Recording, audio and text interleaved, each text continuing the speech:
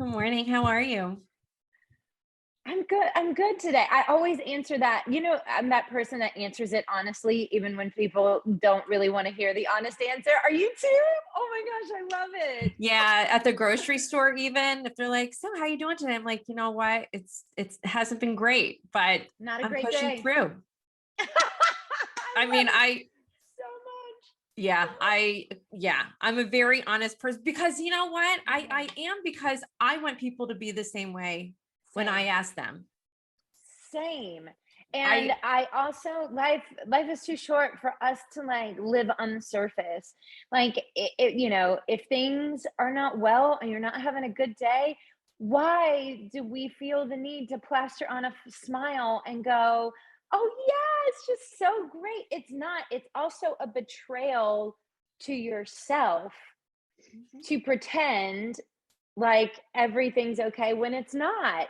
I mean, I actually had to go get like a prescription at CVS the other day, and it took me all day long to get this prescription.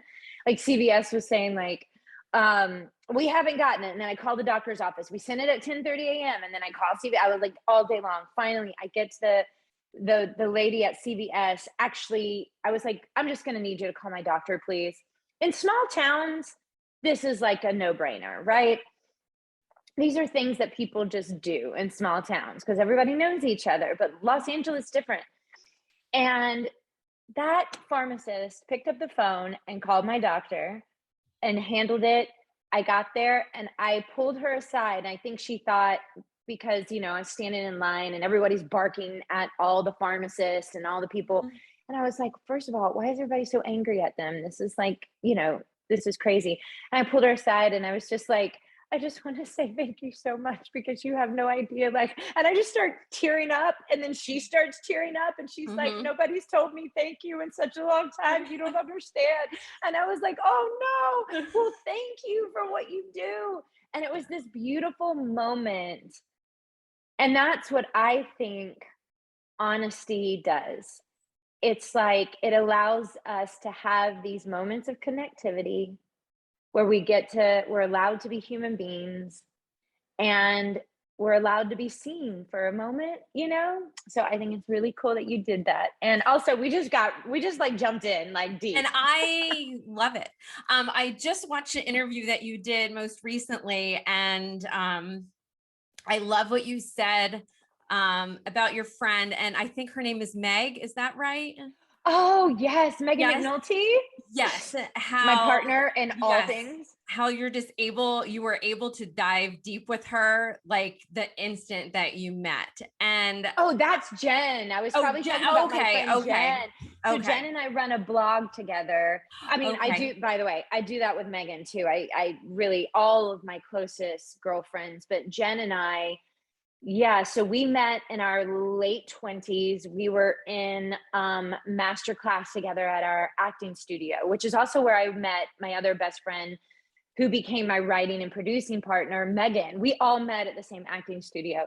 But Jen and I were sitting there, and I was at a place in my life, especially being a girl growing up in the South, right? Where you weren't allowed a voice. It was like, just put some lipstick on it and look pretty, right? Nobody really cares what you think about anything. Right. Um, I was really, and then living in a business where everything just feels often so surface level and so for lack of a better word, fake. Like you have to put on this face of like, everything in your life is great. And, you're taught your whole entire career that like you're only as important as your last job. And so you're constantly being like, oh yeah, I just worked on this and this, as if it was the most important thing. And it's not. It took me a long time to get to that place. So Jen and I were, sitting in the break room and we were eating, and we were just on the precipice of kind of becoming friends. And we just made a pact. We were like, listen, if we're going to do this, if we're going to be friends, like, what kind of friend do you want to have in your life? And what does that mean to you? And what does it mean to call somebody your friend? And we decided that we were just going to be the most honest, the most authentic, no matter what it looked like. no matter how messy or ugly, no fake positivity allowed. And it was the most liberating thing in the world. And all of our other friends that were in our friend group were kind of like, well, what's going on over there? What are the two of you doing? You're like, there's some magic happening. And we're like, oh yeah. So we're just being messy and talking about it. And they're like, oh yeah, we want in on that.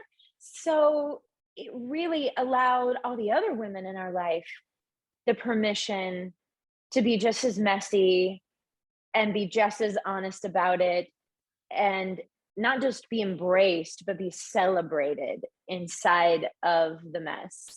And it changed my life. It really did. Yeah. Well, that is when I originally reached out to you. It was August of 2021. And you had made a post, which I have in front of me,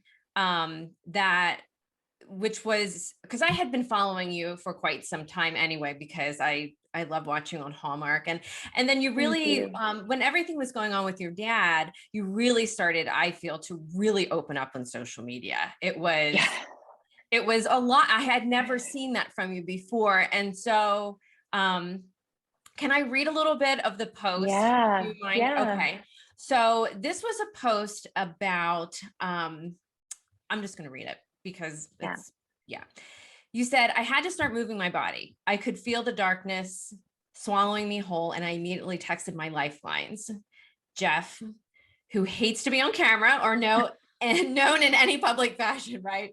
And Ashley Brown, who is my real life earth angel, and said, let's go. I had a horrible road with postpartum anxiety after the birth of my first child, and I'm not a person who could take medication that can sometimes help other women. My body just literally rejects it. My only option was to start moving my body. You talked about joining Soul Cycle, cycling your way out of postpartum anxiety. And then ended with, I will honor my grief. I will honor my sadness. I will honor the burn, the ache of my dad's passing. And I will also move my body because I will also honor my life. And I'm here to make the very most of this life thing for God, for myself, for my husband, for my kids, for my mom, my siblings, nieces, nephews, for my friends, and for my dad. And that postpartum anxiety piece. Oh yeah. So I am a huge maternal mental health advocate, suffered myself, and went on to make a documentary film about it. Wow, I want to see this. I will make sure that you have access to it. Please.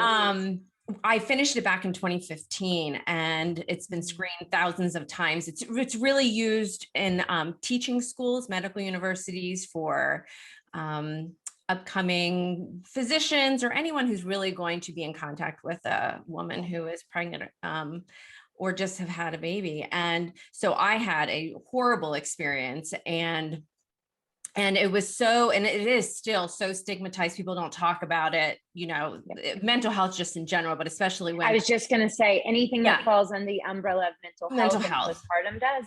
Yeah. I mean, especially when you're talking, right, mental health and motherhood, which is like such a dichotomy that you're supposed to be so happy, and then you experience things that are the opposite of that.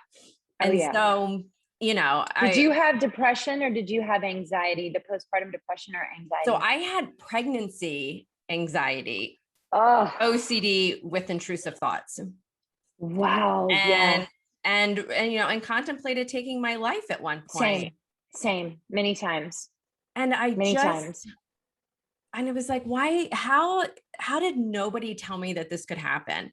And, and you had talked about also in a recent interview, just being curious, which it makes you an amazing advocate for so many things. And that's what it is. It's asking the questions. Why is this happening? Why is this not happening? Why? And I'm not the only one. I mean, I started a local support group at the library, and dozens and dozens and dozens of women started showing up and like spilling their guts. I mean, I was the first person they told. They didn't even talk to their family, didn't talk to their doctors, because they didn't trust anybody because nobody was talking about it. So I specifically remember my therapist, after I had I call it my coming out. Came out to my husband and was like, this is what's really going on. I think I need help, and ultimately did get on medication. And I remember my therapist saying to me, you really need to be careful with who you share this story with. And I'm like, you're just feeding in, right, to the stigma of Totally. not sharing and making sure that other families and women know that this can happen. And so I was like, and I literally remember telling him in the office, I was like, literally, I'm going to stand on the biggest mountain that I can. And I'm going to scream it as loud as I can. And so it was very serendipitous how I came to know the co-producer of the film. And that's all part of the film, actually, because it's so interesting and crazy. But yeah, we did a documentary in 2 years, and we're like, we need to get this out. And so we did. It's called Dark Side of the Full Moon, which is also the podcast that I had. So when I originally reached out, this was the podcast. I was like, Nikki, you've got to be on this podcast. I want to start having celebrities on to kind of share their story too. It just so happened that I started another podcast called Hearts of Stars, which this will probably end up being on both. But yeah, so I feel like I could talk to you forever, but I really I want to make sure that you get some in here, because there is a Hallmark piece to my recovery, which is really? so interesting because, well, all of my so really abridged version, because I've shared this story 1,000 times. My daughter was born in October. So I suffered August, September, October. She was born October, November, December. I didn't come out until the week before my 30th birthday. So that was January. So I had gone all through the holidays with really just not enjoying anything. I was having intrusive thoughts that were horrific. Like they involved like sharp objects. So I couldn't use scissors. I couldn't use a knife to cut up food. I mean, I remember ripping wrapping paper with my hands and tears going, I cannot even hold a pair of scissors without trembling and trusting. It's trusting yourself. Yeah. It was just, so finally, that's when I had my first suicidal thought and was like, I can't, like this. I don't want to not be here, but I don't want to be here feeling like this. And that's exactly right. Yeah. And so I went through all of that, got treatment. And what had happened was, because this is how trauma works, right? Christmas came around the next year.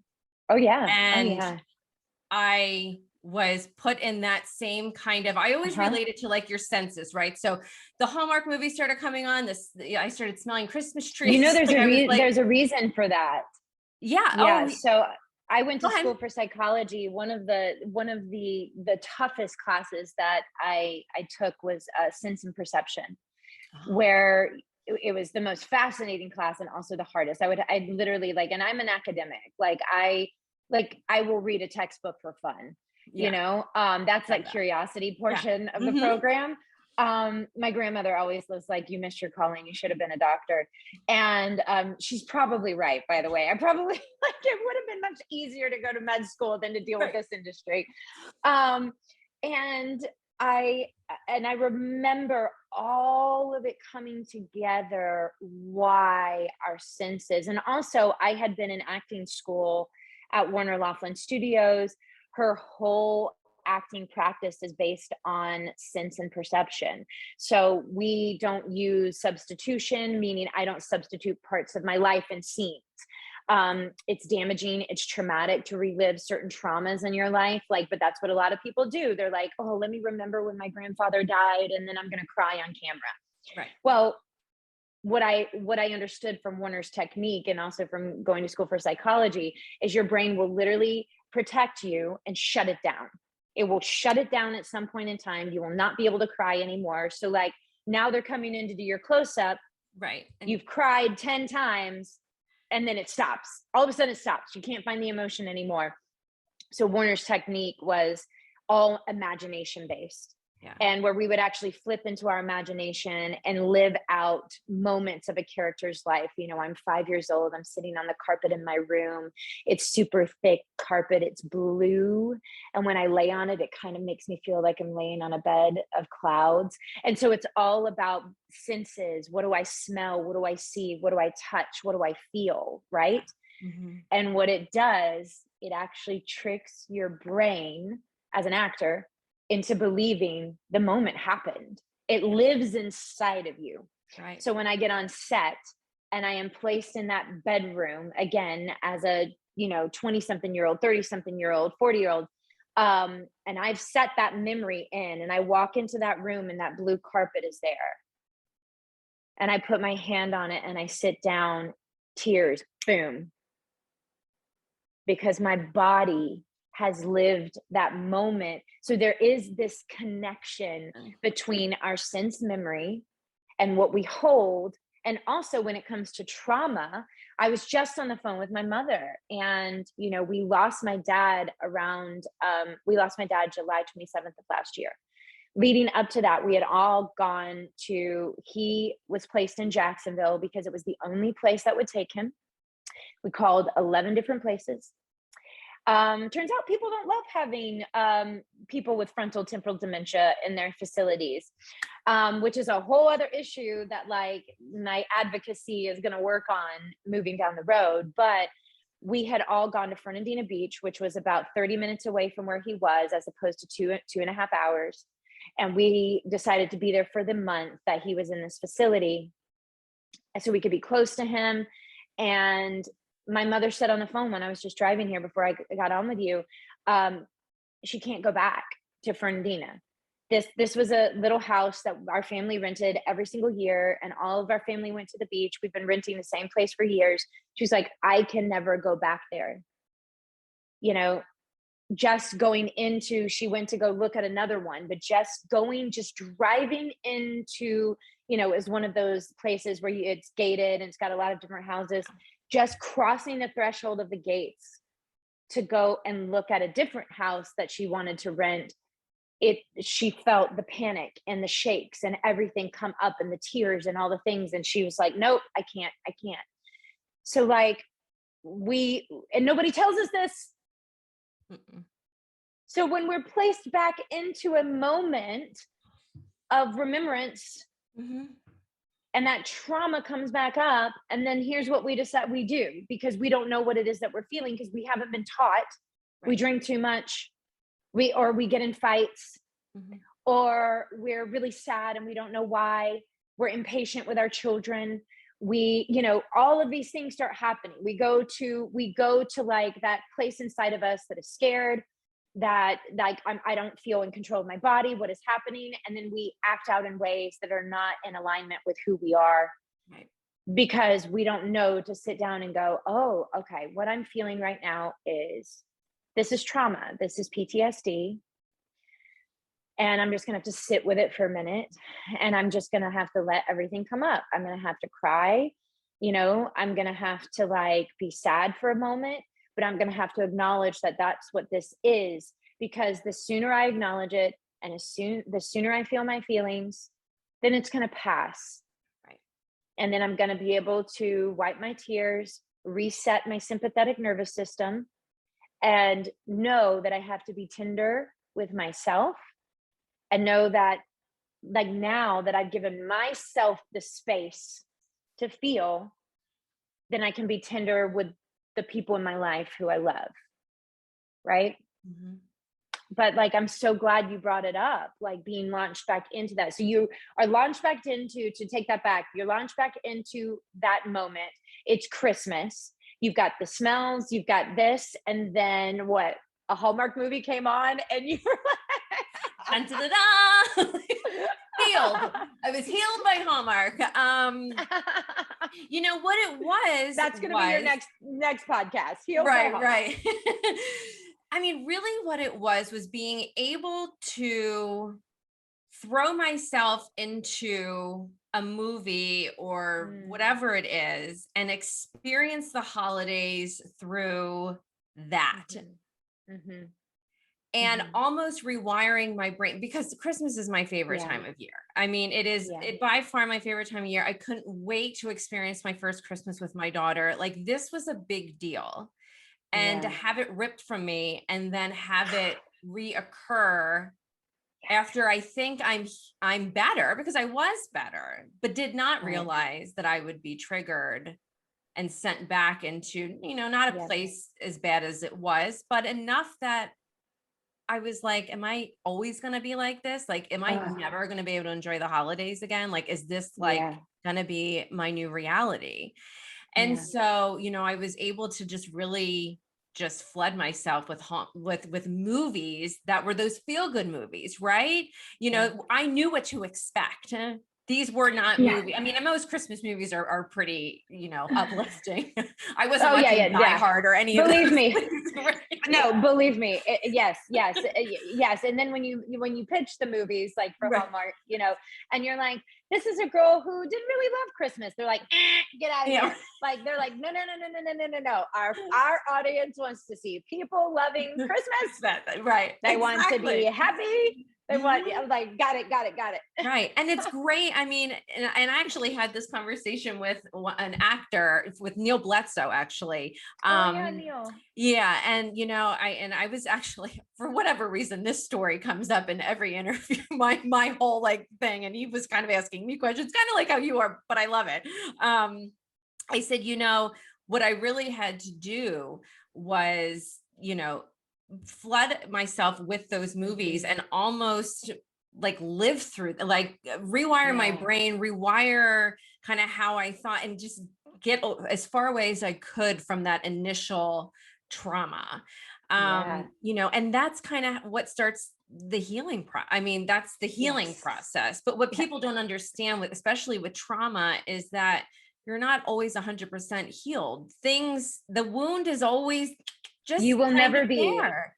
I just had this conversation with someone because I said, I think the thing about this like self-help culture, and I do believe that with people like Glennon Doyle, the tides are changing, right? With this, but for the longest time, it was you can heal yourself and you just do these steps and you will be totally back to normal. And what I have learned, right, I just had recently, I have the most incredible group of girlfriends, and just when I say, the 15-year-old in me, if somebody would have told me that one day I would have these women as my like soul sisters and, to do life with, I would have been like, that's a fairy tale. Nobody gets that, you know, but they really are the best parts of me. And we finally were able to have a night, and several of us have had people pass, and anytime that's happened we've all gotten together and really surround that person in a literal circle, Yeah. and poured love into them. And we've crafted beads and made like flower headdresses to put on them, and just to hold their grief in like a sacred place, Yeah. and to say like, so we had that moment, because of COVID and life and everything, we just hadn't been able to do that. And so we finally had that the other night, and they were like, how are you, Nikki? How are you doing? And talked to us, and I said, actually I have questions. And they're like, shocker. um Again, curiosity, Right. because three of the women in the group have all lost. One lost a mother, one lost a dad, and one lost a brother. And I said, I just started sobbing, and I said, I feel like I've been shattered. And it's not just my dad, it's also Bennett. I found out about Bennett's diagnosis and my dad's diagnosis all within the same week's time, in May of 2017. And I remember thinking in that moment, nothing will ever be the same. Everything in my life will be marked by this moment in time. Everything that came before and everything that came after. And there is a grieving that has to happen. I mean, listen, my son is a living, breathing miracle. He had an 11% chance of surviving that first surgery. And he did, by the grace of God and also the hands of Dr. Von Starnes, who was his surgeon, and those nurses and doctors. And like, it was a miracle. And he had another miracle with another heart surgery, another miracle with another heart surgery. I would not change any decision. I would not take anything back. All the sacrifices that were made. I had just come off a hit show. It was something I worked my whole career for, to give myself that platform to really then launch myself into that next show and the next show. And I was testing for all these pilots, got a pilot, was up for another pilot. Like, my career was beginning to lift off in a way that I had worked so hard for, and it all came to a crashing halt. Like, there was like, I didn't even know if I'd be able to act again, to be honest. I didn't know what we were dealing with. Like, if he made it through the first surgery, you know, then like, I don't know what kind of baby I'm bringing home, if he's going to have a lifetime of, so, and then if I would even want to leave him, really. So there was all of that. That is a grief as well, a life that you had worked for, and you had hoped for and dreamed for and prayed for, and then you say goodbye to it, because what was more important was being with my son and saving his life. And again, wouldn't do anything differently, but you are allowed to grieve that. And I think that that's the other thing we're not taught as women, that we're supposed to, when we get, we're not supposed to grieve that stuff. And just like in postpartum, you're supposed to be so happy, and my God, you would give anything to be happy, anything. I remember saying to my husband, "You think I want to feel this way? Do you think this is enjoyable to me? I'm living in a nightmare."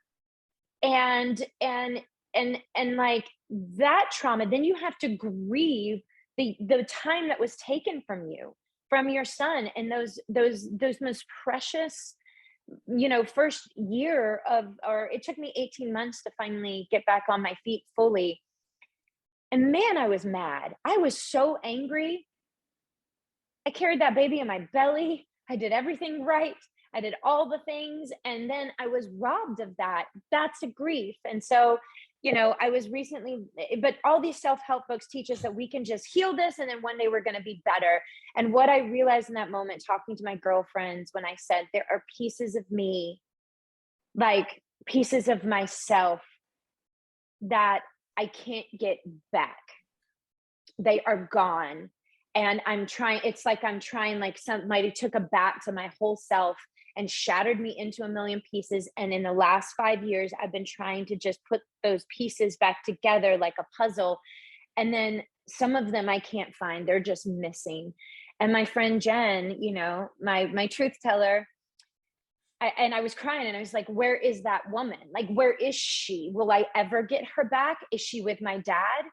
Will she always be gone? Will I always feel like this? And my friend Jen, the ever so wise one, said, she is holding on to your back, begging you to let her go.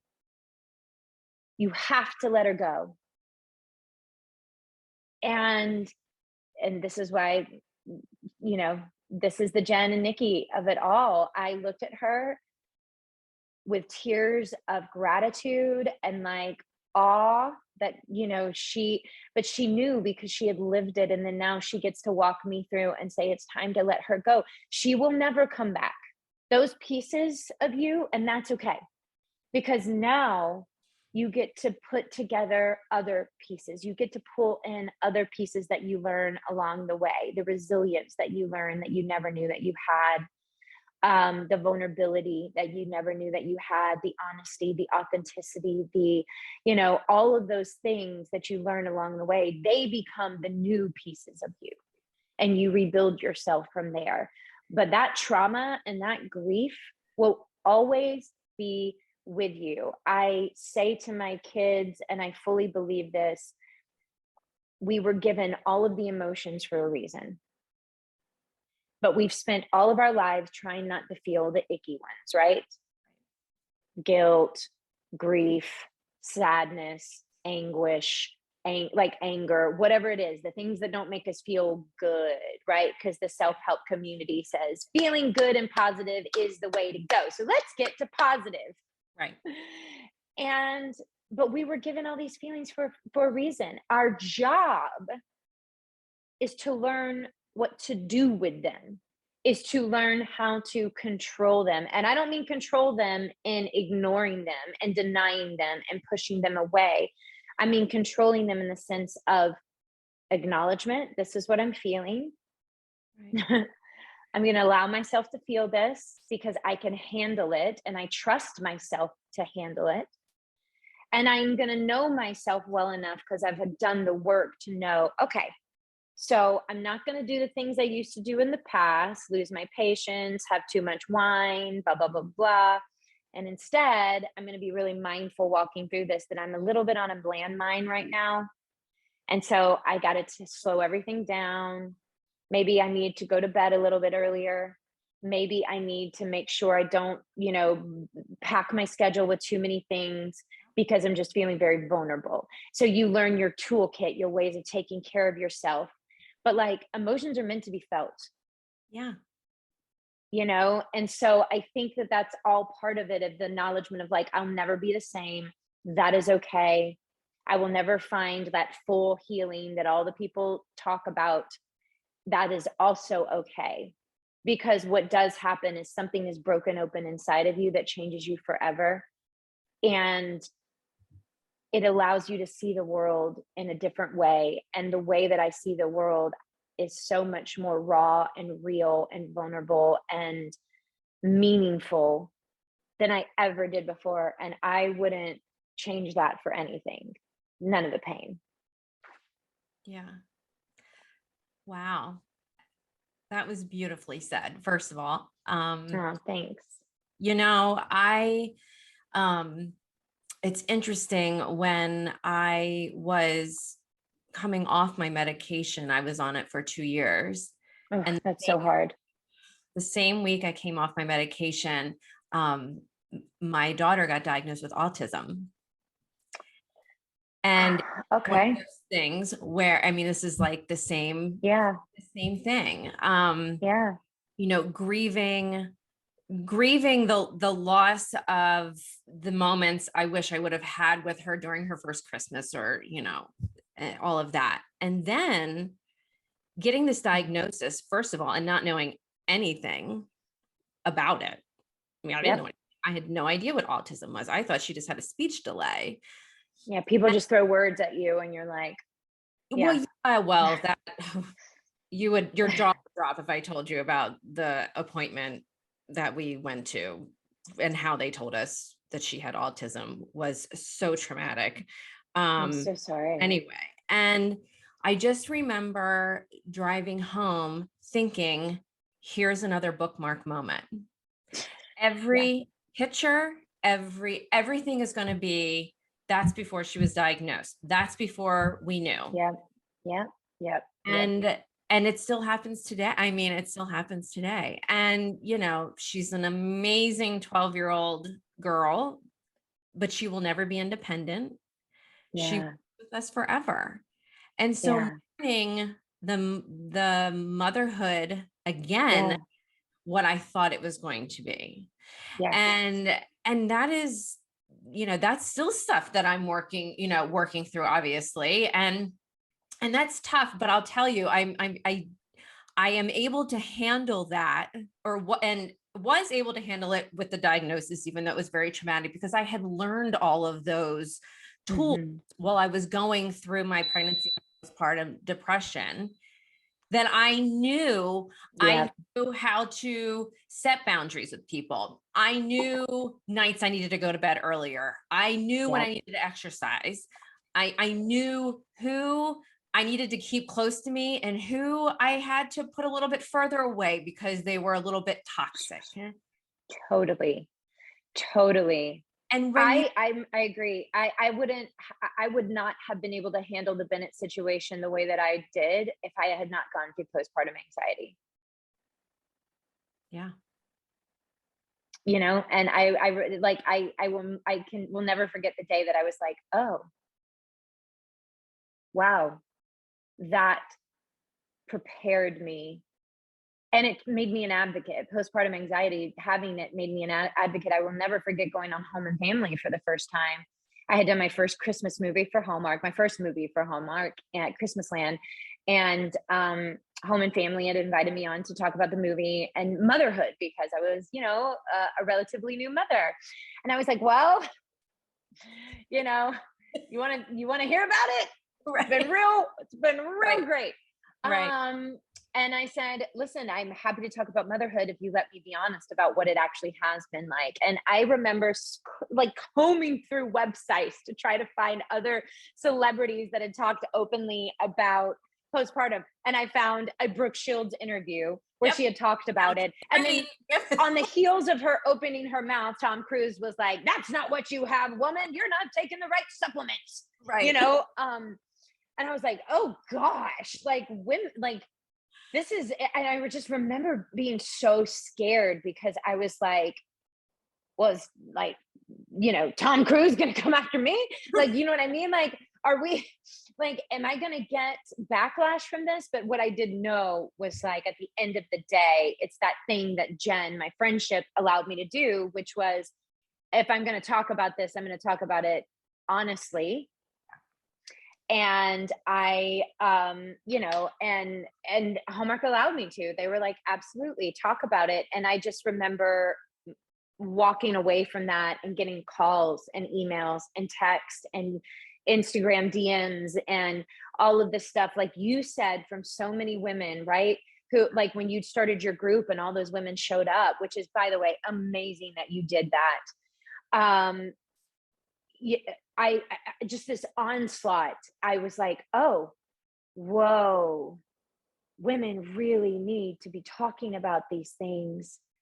And now we get to, right? It's changed a lot, but I will say mental health, and they put dementia and Alzheimer's in that same circle of mental health. Like, it's not a mental health issue, but I will say it masks itself as a mental health issue in the way that you lose your memories, you lose your mind, so, and it feels like a mental health issue. My dad was trapped in a prison his body was a prison, and that's still something that people are uncomfortable with. They're uncomfortable telling people that their loved one has it. They're uncomfortable being honest about what that journey looks like as a caretaker. They're uncomfortable about, like, it still exists, so while we've come so far, we still have a long way to go. Oh, yeah. And it's so funny because I was actually just, so that my movie's still being screened. I can't wait for you to see it.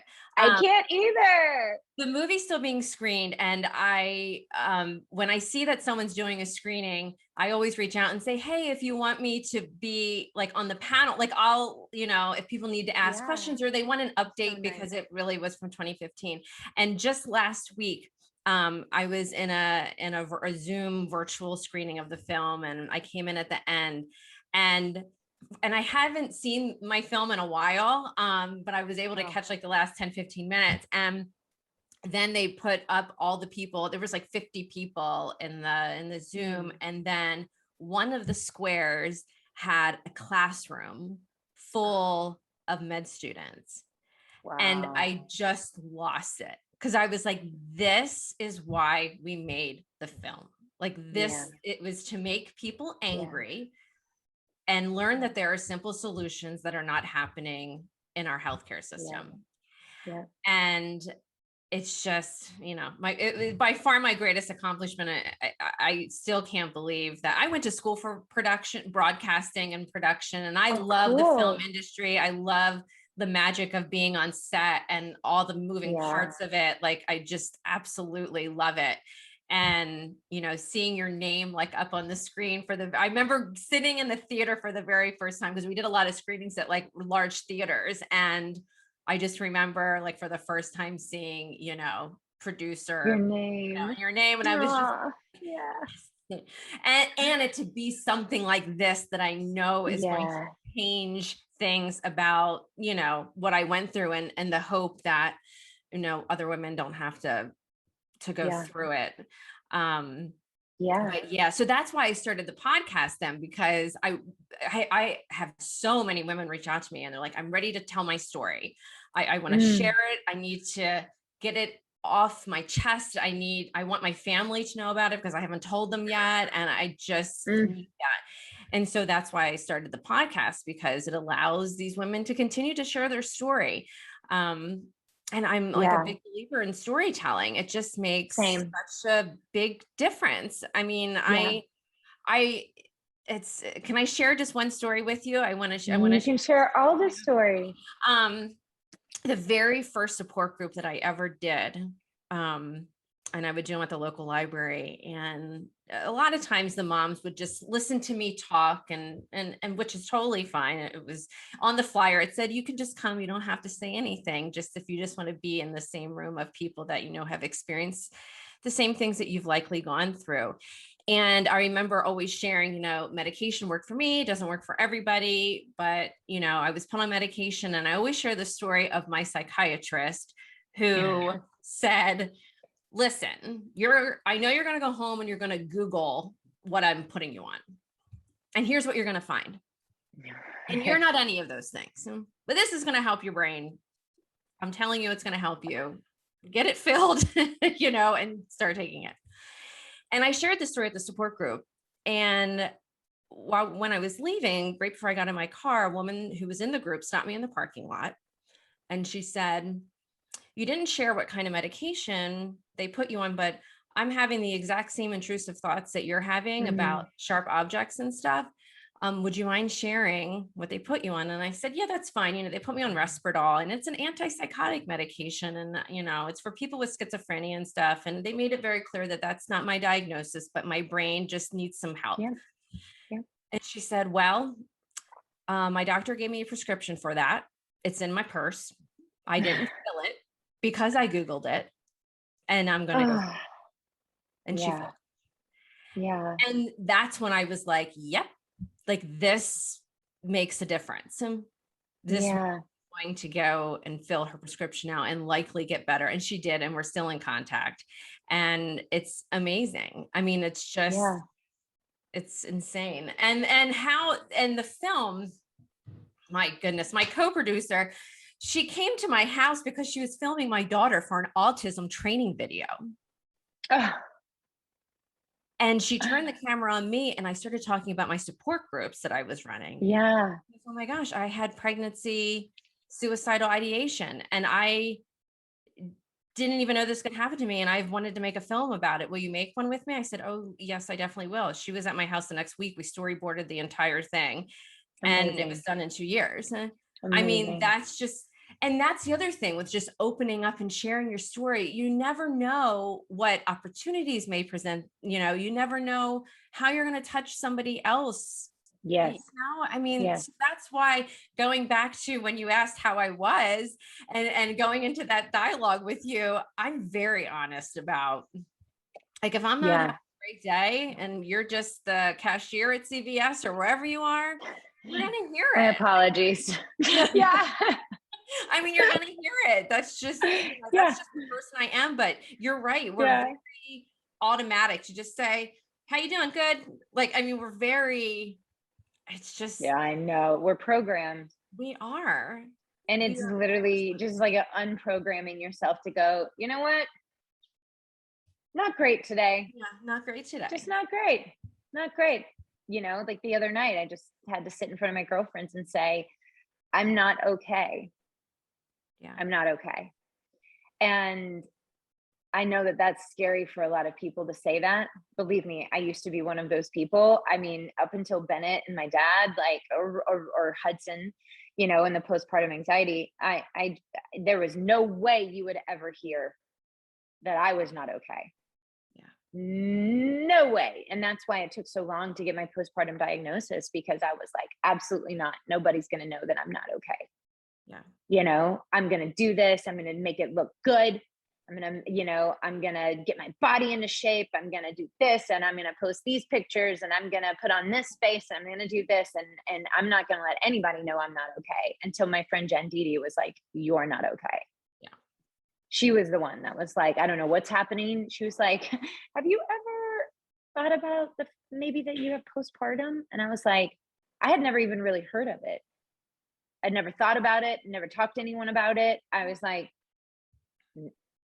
no. She's like, I think that's what's happening. I think you need to go see a doctor. But what a good friend, right?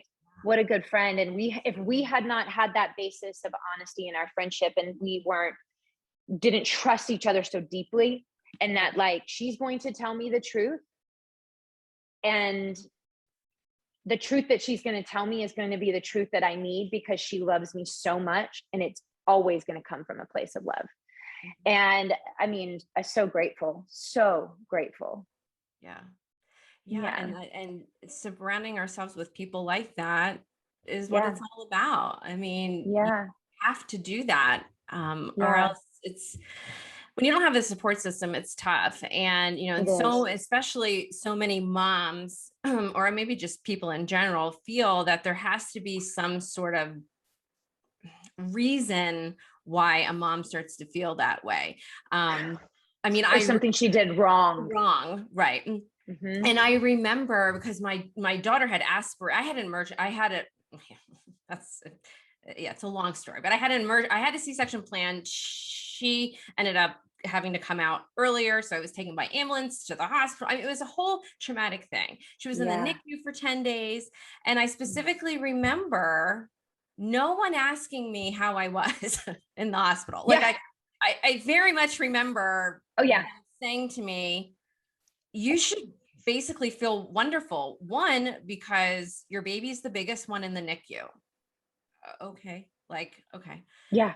Okay. But I was taken to the ambulance and really thought I might die. And so I'm just like in a place right now. Like it was just so. The amount of times, the amount of times that I have been in the darkest valleys, and people in those situations have not asked me if I'm okay, you know, and this is one thing my husband and I struggle with to this day, of like, you know, I went a very long time after my dad died before he would even ask me, like, how are you doing today? And we had to sit down and talk about it. I had to sit down and teach him what it looked like to support another person when they're going through grief, you know, which was a very hard thing to do when you're in grief, is to take the time and energy to teach the person next to you, because nobody had taught him. Right. You know, that's why I have 2 boys. And I think, you know, that God gave me 2 boys, and I'm a boy mom, because I want to make sure that my sons grow up, and whether, you know, they're in relationship with a woman or a man or whoever it is, like, you know, I want to make sure they understand how to take care of the people in their life from an emotional place. It's like, it's not just the physical. And also, I was a person who have always been like, I got this. Right. So what happens when that person breaks down and doesn't got this? Right. Exactly. So I also think that I had trained the people around me to be like, Nikki's got this. Right. So then whenever I was in emergency, nobody asked if I was okay. And they also were like, because I got it. Right. So the people that you think in your life, that's another tip I will say. If you have someone in your life, if you have the girl in your life that's like the I got this girl, she probably doesn't got this. So like, check in on that one the most. Yeah. It's the one, strongest, the one you think is the strongest, got it together. You know, you need to ask them, are they okay? Because they're probably not. And that's the thing too, you know, and it's almost a societal thing as well, where we pride ourselves on, I can do it all, and I can help you, and I wear my cape, and, you know, and it's just like, that's not reality. Like, it's just not. we're a great meme, and that's wonderful, but it's just not reality. And we need to honor, like you said, those feelings that we have, and process that grief. And you're right. No one teaches us how to process any of those emotions. And they surely don't teach other people how to help that person process those emotions. People are either scared of it, or they just don't want to say the wrong thing. So they say nothing at all. And I mean, it's a huge disservice. I mean, these are things that you're teaching your boys, you know, so that they are sensitive to those things, because I mean, we're human beings. That's how, I mean, we need we're that, feeling, right? Well, this is why Brene Brown is so, she's just such a legend, is because she's teaching us about our emotions from the standpoint of a social scientist. So Yeah. it's data driven. It's not, it's not a theory in her head that like all of us can sit down and theorize. And it's like these are proven, like Yeah. proven studies that Mhm. she has done. And so you can't really argue with that, Right. and that's why it's so powerful, and why Atlas of the Heart is so powerful. I don't know if you've seen her HBO special, but that's the thing. She's like, we have been taught for hundreds and hundreds of years that we are thinking beings, but we are feeling beings. We Yeah. are emotional beings that sometimes think. Yeah. And if you can train yourself to understand, like, oh, whoa, I'm not a thinking being, I'm an emotional being who sometimes thinks, then it's going to make you, like, we put so much value on academics and on studying really hard and getting those grades and doing this, you can go to this, and that is important, of course it is. I'm an academic at heart, I believe me. But what I say to my husband when my oldest kid's report card comes in, he's neurodiverse, and so he struggles more than the other kids in some of those things. Now I'll tell you, he is so crazy intelligent. He just learns so much differently than others, Mhm. right? Yeah. And but we get that report card in, and you'll see the things that he's working on and the things that it's like, okay. The most important part to me is Hudson is a great friend.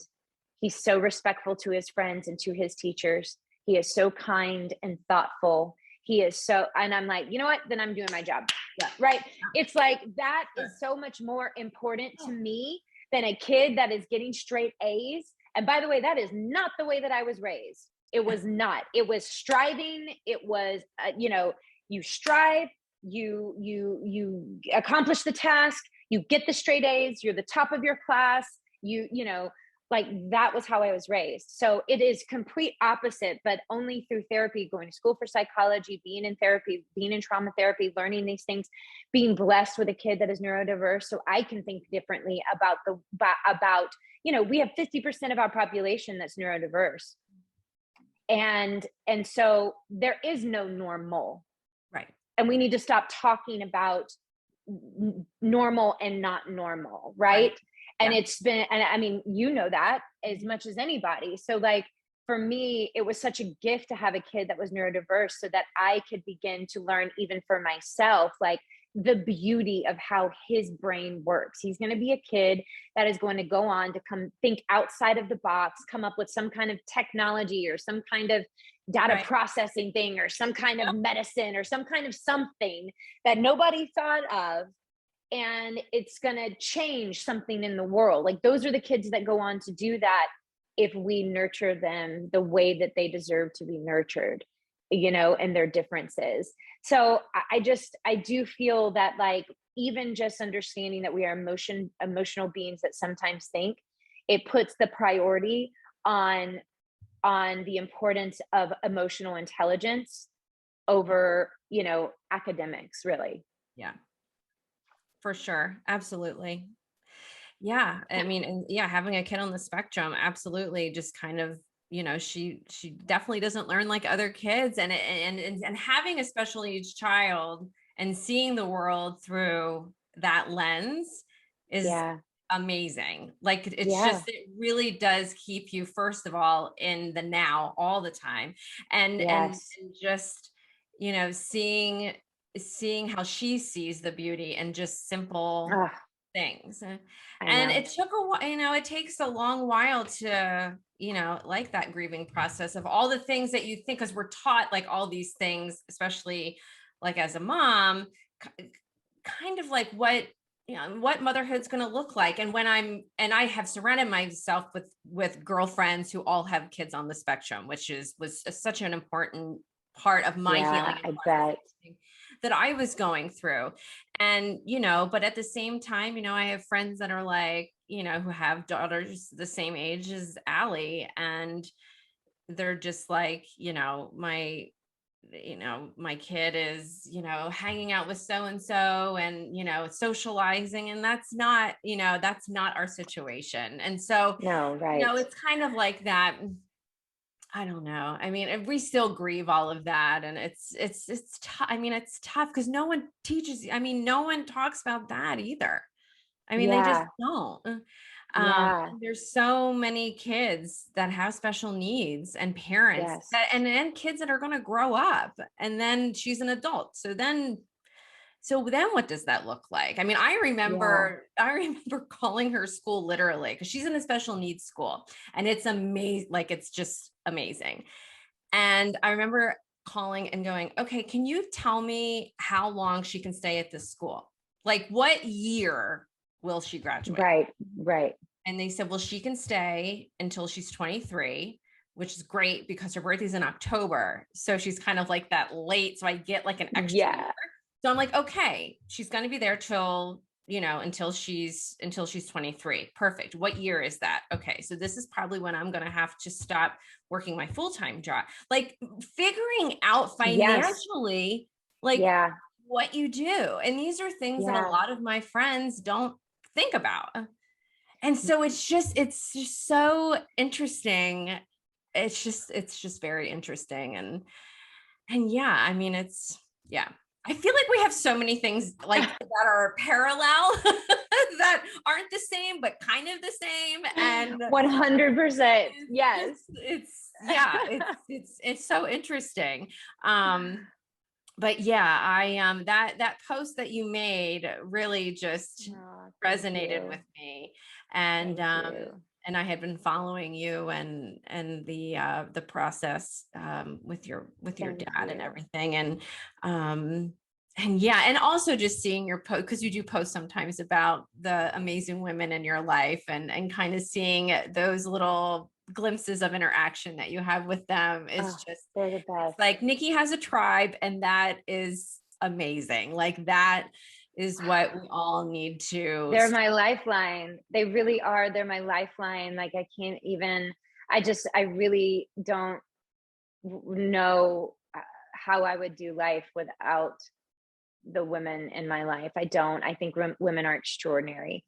I mean, extraordinary human beings. And I mean, I think that we should have a damn parade thrown in our honor, like, monthly, like, Yeah, not just like Women's History Month. I mean, we should own the entire year. yeah, I mean, like, we, for sure. I really do think that we are, and that's not to say that men aren't incredible. I'm not saying that, but from what I've learned, and especially from what I've learned from the women in my life, I just, like, they are some of the people that I respect the most, that, I go to for advice, that I can be my most vulnerable with, that I can, and I feel I want that for every single woman, and if we can encourage other women to open up to their friends, to let it be a little bit deeper than just going to have lunch somewhere and having like wine Wednesdays, that's fun and that's great.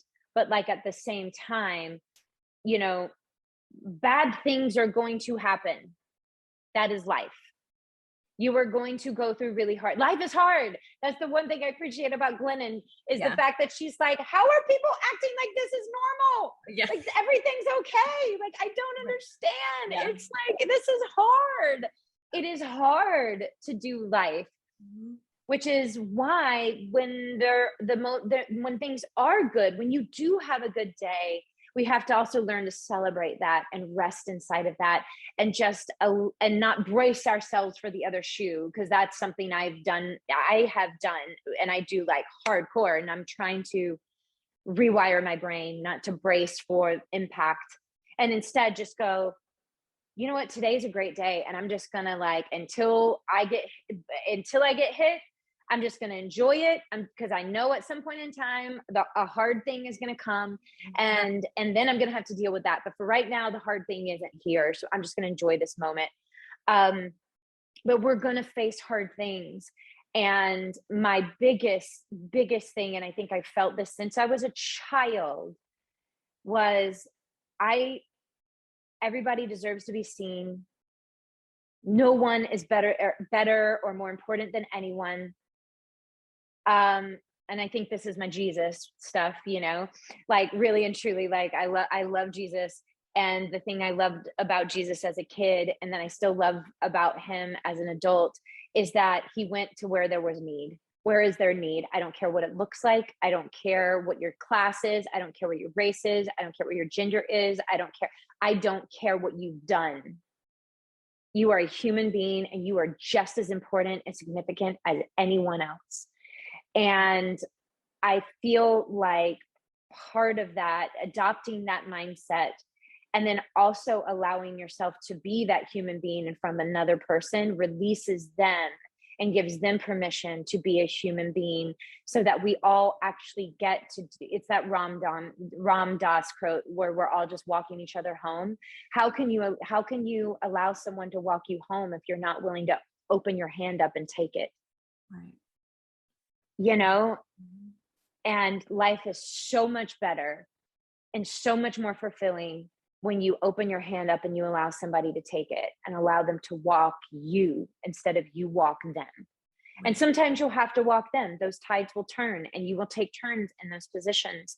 But doing it alone, nobody needs to suffer in silence, and it's a vulnerable step, but it is the most important step that you will take in your life, I do believe, as soul growth, your own personal soul growth. And you'll teach your kids the same thing. I always say to my husband, my biggest parenting thing, don't ask your kids to do something you're not willing to do yourself. Yeah. You go in there and you're complaining about Hudson's desk. Go look at your desk. Your desk is a disaster. It looks like somebody just threw a bunch of paper on top of it.